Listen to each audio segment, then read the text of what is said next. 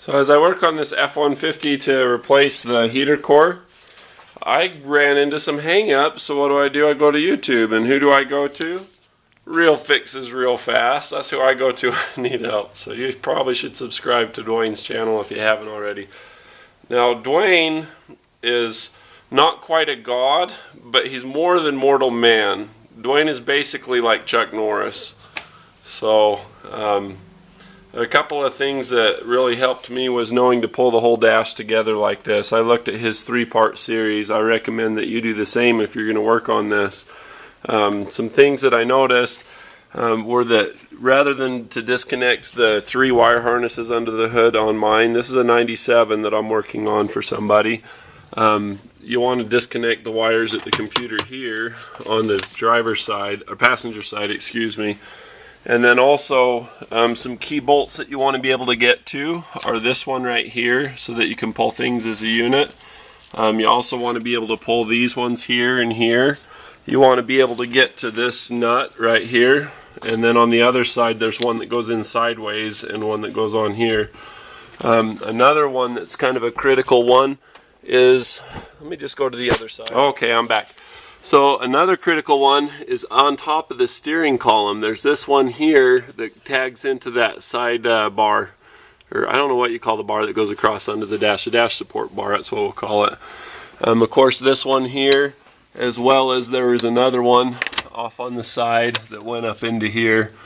You got to drop the steering column before you do that. There's that little bracket that goes underneath.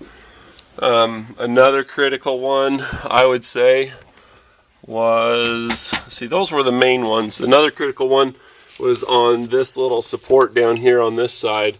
You can see I have, let's get you in there. See where my finger's flashing in the hole right there? There's a bolt that goes in there, and you have to pull that out. This is just an alignment pin. The alignment pin that corresponds to is back in here. See where my finger's moving? And I'll zoom out so you can kind of see. And then also the support down underneath it here. One other thing is there's a control cable for the HVAC that runs under the passenger side, and you'll want to pull that. I pulled my radio and the HVAC cluster before watching Duane's enlightenment and divine information on the subject. I didn't have to pull this. I also didn't have to pull the little computer box that's up here. As far as a wire harness, like I say, there's those 3 up here, and on mine I didn't have to pull it, at least thus far. The cable, I'm going to show you, when you're looking down underneath of here, there's this cable that goes out through the right kick panel on the passenger side, and it goes all the way up there someplace. I'm not sure exactly where the final origin or point of insertion is, but I had to unbuckle all these little ties, you know, all the way down so that I could get it pulled away, because they were all onto this and it was starting to really cause some pressure. And you know, like just when you go to the doctor or the dentist, you're gonna feel some pressure. Pressure's not a good thing. Ow! Yeah, pressure can be bad.